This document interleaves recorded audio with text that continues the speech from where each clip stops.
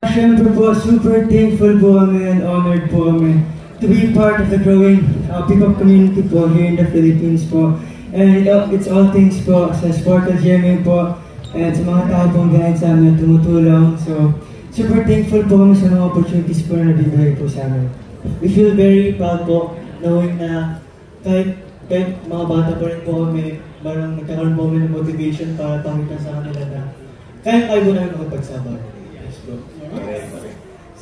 Siguro po yung music style po namin, I would say na upbeat po siya and uplifting and very inspiring po siya and yung kaiba naman po namin is wala pa po I think na ganitong age na gano'n na po yung music style. So yun po yung very motivating yung music natin. Yes po. Congratulations again. Thank you! Is that your group name? So yung Cloud7 po kasi, it was inspired po from Cloud9.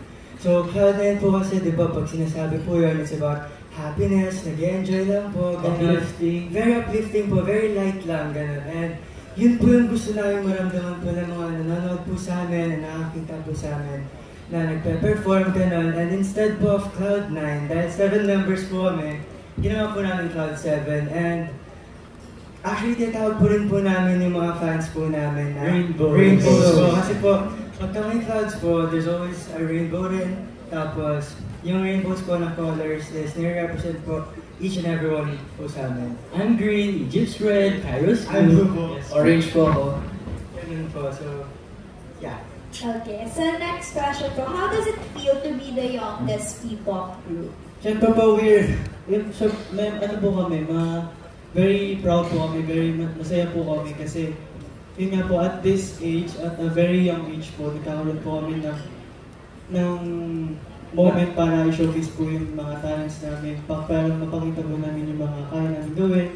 Marami po kami mapapasaya na tao, ganun po. And ayun po, gusto po namin ipakita sa mga tao na we can sing, we can dance, we can show our talents po, we can go, we can... Yes! Yun po. Last question na lang. Can you tell us about your newest single? Bara-bara yung newest single, grabe, napakatagal na po namin prepare tong song na to.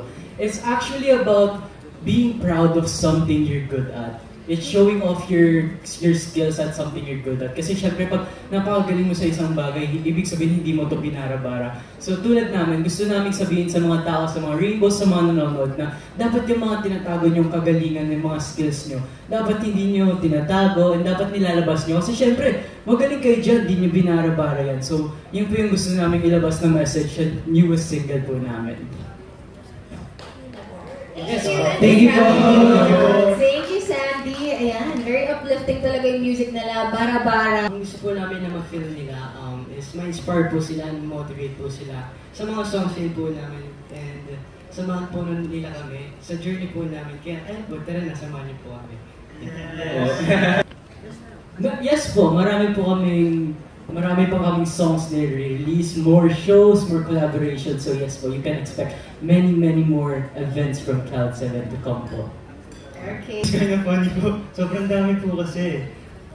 Siguro, pero para saan po, pinaka-favorite po talaga namin music. Yung sunod po namin Up Up The Way po. Yes. Up Up The Way.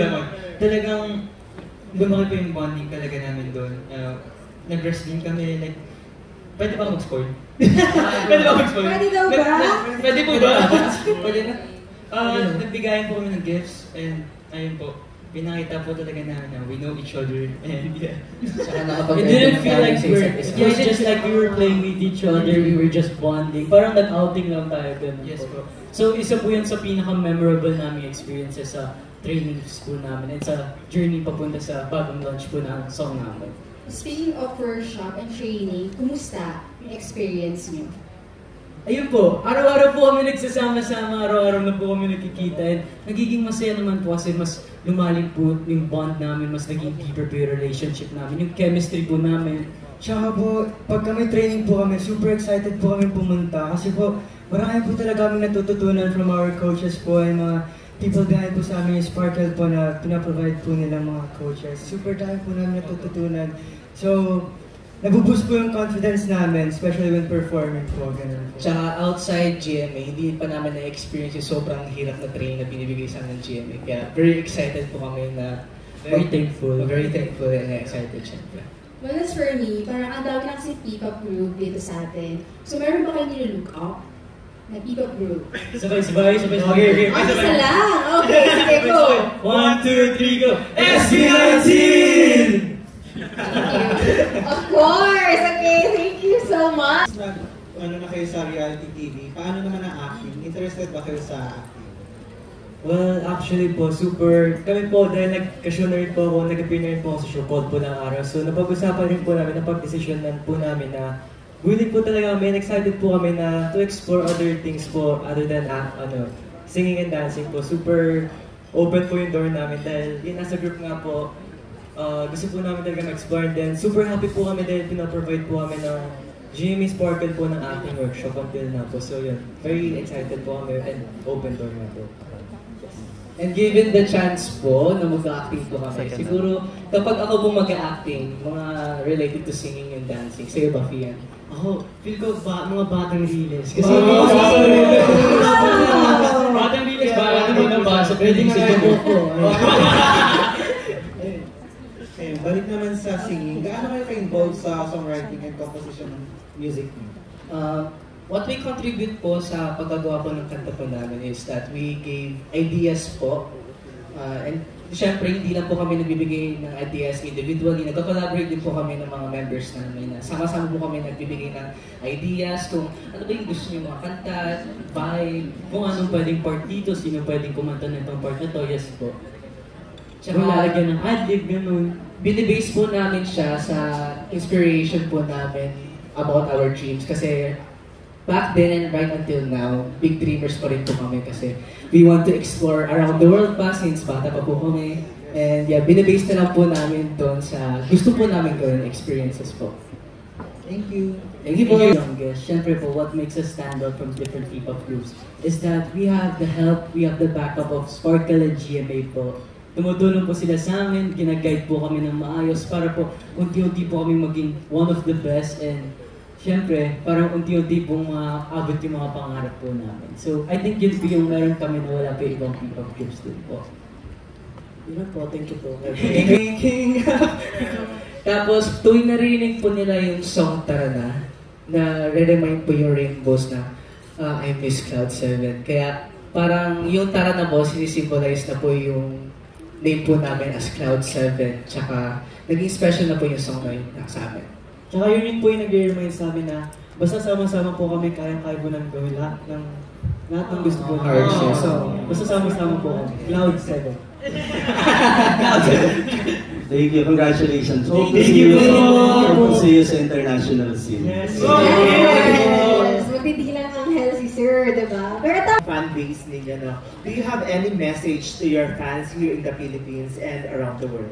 Yes, of course, we just want to say thank you so much po to everyone who is supporting us and who supported us nung isimula pa lang kami. And just want to say na we are very happy po kasi we have fans po not only here in the Philippines but in other countries po, around the world.